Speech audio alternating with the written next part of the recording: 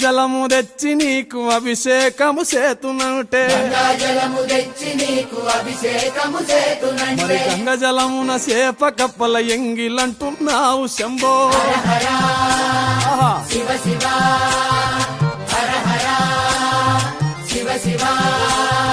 సాంబ శివ నీదు మహిమ ఎన్నటికీ తెలియదాయే ఆవు పాలు తెచ్చి నీకు అర్పితము చేతునంటే ఆవు పాలన లేక దూడల ఎంగిలంటున్నావు శంభో ఓహో గట్టిగా అది సాంబ శివ నీదు మహిమ ఎన్నటికీ తెలియదాయే